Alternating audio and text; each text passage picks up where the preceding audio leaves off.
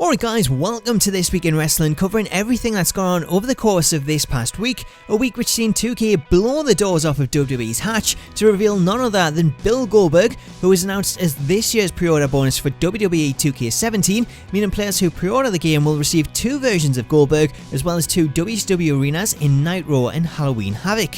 Following the announcement, Goldberg has been doing various media interviews, and when asked the question if he has one more match left in him, he said he has 50 left in him.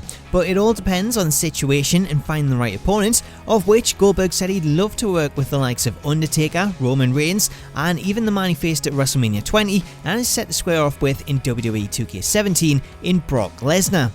As far as an actual WWE return goes, while Goldberg is open to it, news coming out of the Wrestling Observer is that it's unlikely we'll see Goldberg back in a WWE ring, as both he and Vince McMahon are set to be on bad terms following Goldberg's decision to leave WWE previously when his $1 million one-year contract expired.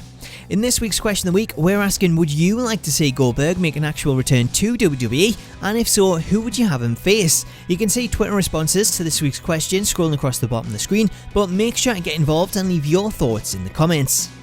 Switching focus to the upcoming brand split, and while nothing is set in stone, various news sites are reporting that WWE plan to draft John Cena to SmackDown, where he'll take his place as the show's top babyface, alongside AJ Styles, who is rumoured to be SmackDown's main heel.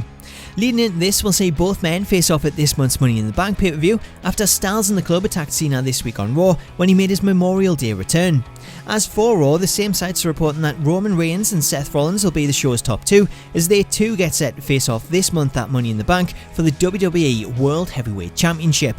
Following in the footsteps of John Cena and also getting set to return to the ring is Bray Wyatt. He's been out of action with a calf injury, but this week began teasing his return and also the possible debut of Sister Abigail. Wyatt tweeted out this tweet earlier in the week, reading, "I make warriors of the unwanted. For you, Abby, #the return." So straight away this got people talking not only of Wyatt's impending return, but also the possibility we'll finally get to meet Sister Abigail.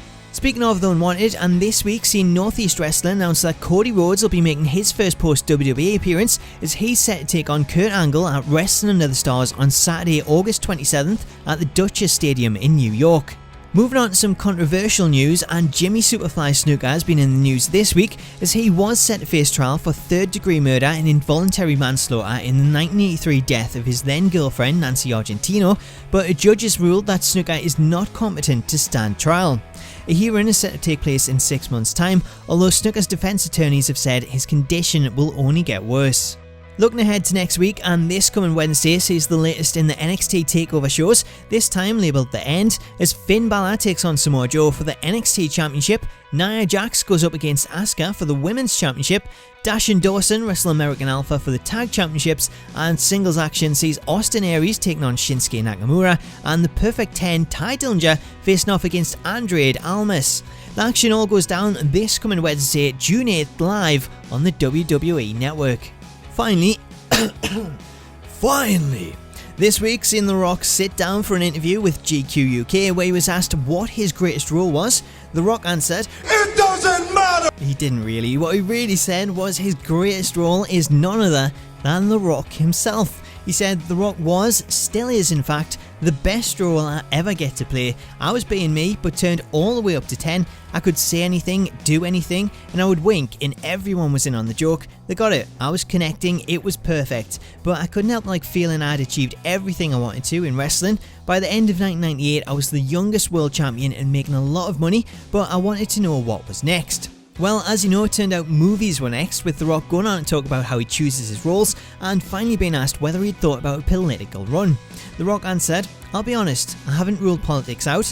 I'm not being coy when I say that, but at the moment I'm not sure.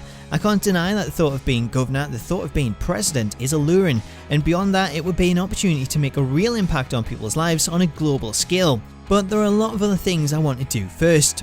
So there you have it, The Rock is not ruling out a presidential run, so maybe we could see him inject himself into the presidential run and lay the smackdown on Donald Trump to become the people's president.